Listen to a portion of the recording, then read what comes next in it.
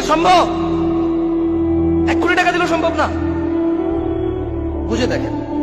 আর আপনি মনে করতেছেন যে হুজুর কই থেকে আনবে 1 কোটি টাকা, অসুবিধা নেই, আমি আলহামদুলিল্লাহ পয়সা হলাম। আরে মানুষদের কাছে চাইলে দিবে মানুষ।